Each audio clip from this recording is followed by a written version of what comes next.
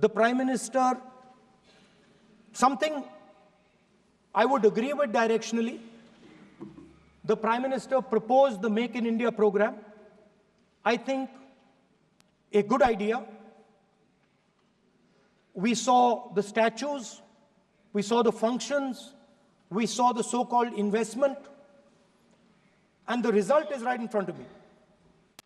Manufacturing fell from 15.3% of GDP in 2014 to 12.6% of GDP today.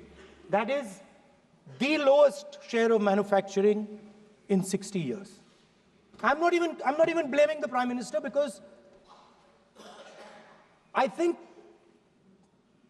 it would not be fair to say he didn't try.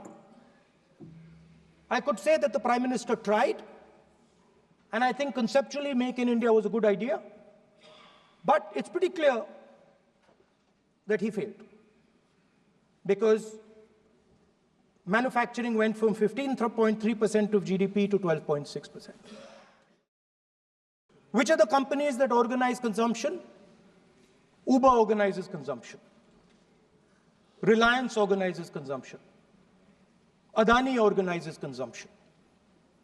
But we have, as a country, failed in organizing production. We have excellent companies that try to organize production. They are the Mahindras of this world. They are the Bajajs of this world. Part of Tata's organizes production, but the record of the country in organizing production is dismal. And essentially what we have done is we have handed over the organization of production to the Chinese. So this mobile phone, even though we are saying we make this mobile phone in India, that is not a fact. This phone is not made in India. This phone is assembled in India. All the components of this phone are made in China. The network that has produced this phone is made in China, is owned by China. So every time we use a phone, every time we wear a Chinese shirt, a Bangladeshi shirt, every time we wear a pair of Chinese sneakers, we are paying a tax to China. Because some Chinese youngster is earning a salary to make or to produce that product. So the first message I would give in a presidential address would be that India has to focus completely on production. Because if we do not focus on production and we continue to focus only on consumption, we will find that we will run huge deficits, we will increase inequality, and eventually we will run into a serious problem. Social problem because of unemployment, which we are already facing. If you look at the numbers of the amount of people who are in jail, if you look at the numbers that are spent on internal security, if you look at the numbers spent on our police forces, they're all spiraling. They're all rising. And everybody understands that social tension is on the rise in India. I want to tell the youngsters of this country, people talk about AI.